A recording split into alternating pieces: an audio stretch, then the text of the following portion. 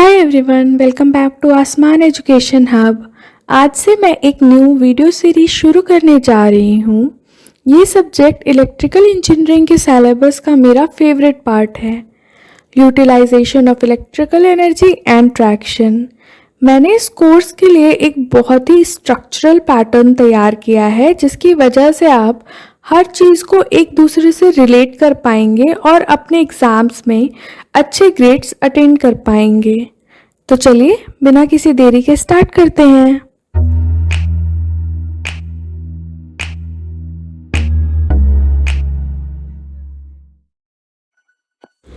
आज के लेक्चर में हम कंटेंट के बजाय सब्जेक्ट के ओवरव्यू को समझेंगे और देखेंगे कि हम कौन कौन से टॉपिक स्टडी करने वाले हैं।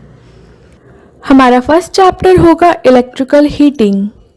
अब इस चैप्टर के अंदर जो पहला टॉपिक हम स्टडी करेंगे वो होगा एप्लीकेशंस ऑफ इलेक्ट्रिकल हीटिंग, मतलब इलेक्ट्रिकल हीटिंग को हम कहाँ कहाँ पे यूज़ करते हैं। उसके बाद हम देखेंगे इलेक्ट्रिकल हीटिंग के एडवांटेजेस एंड डिसएडवांटेजेस।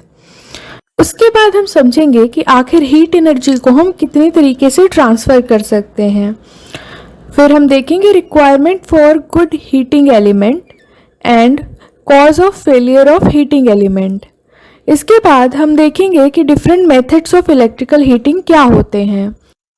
इस टॉपिक के अंदर हम रेजिस्टेंस हीटिंग को समझेंगे, साथ ही साथ आर्क हीटिंग को भी समझेंगे।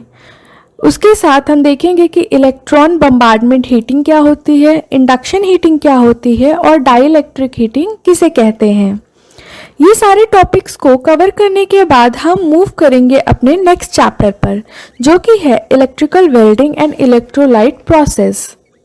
इस चैप्टर का हमारा पहला टॉपिक होगा कि आखिर वेल्डिंग होती क्या है। उसके बाद हम समझेंगे इलेक्ट्रिकल वेल्डिंग किसे कहते हैं। फिर हम देखेंगे एडवांटेजेस ऑफ इलेक्ट्रिकल वेल्डिंग, साथ ही साथ proper selection of welding process, लेकिन मतलब किस वक्त पे हमें कौन सा वेल्डिंग प्रोसेस यूज़ करना है। इसके बाद हम समझेंगे टाइप्स ऑफ इलेक्ट्रिकल वेल्डिंग, जिसके अंदर हम पढ़ेंगे रेजिस्टेंस वेल्डिंग के बारे में और आर्क वेल्डिंग के बारे में। अब इन दो टॉपिक्स के अंदर भी कुछ सब टॉपिक हैं जो कि हम लेक्चर में ही देख लेंगे। नेक्स्ट हम स्टडी करेंगे इलेक्ट्रोलिसिस के इंट्रोडक्शन को, प्रिंसिपल ऑफ इलेक्ट्रोलिसिस को, उसके बाद लॉज ऑफ इलेक्ट्रोलिसिस को and lastly applications of electrolysis को। हम लोगों का थर्ड चैप्टर होगा इल्यूमिनेशन, रेफ्रिजरेशन एंड एसी।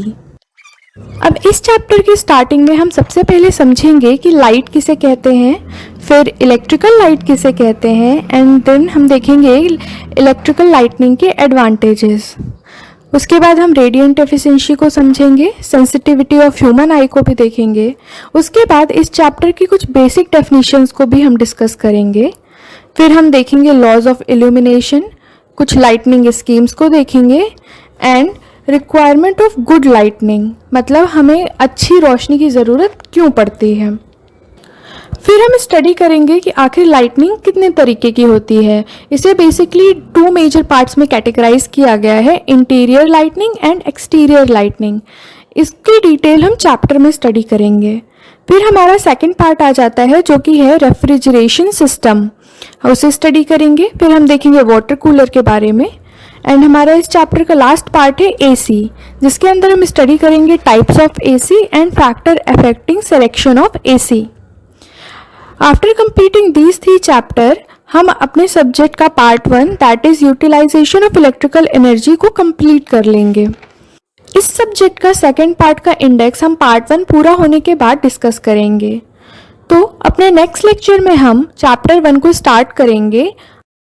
अगर आपके सिलेबस में भी इस बार ये सब्जेक्ट है तो do subscribe my channel to get latest update regarding the videos. इसी चैनल पर मेरी एक और वीडियो सीरीज़ है इलेक्ट्रिकल ड्राइव्स के ऊपर, प्लीज़ उसे भी विजिट करें and do provide your valuable feedback. आज के लेक्चर में बस इतना ही। See you in the next lecture. Bye bye.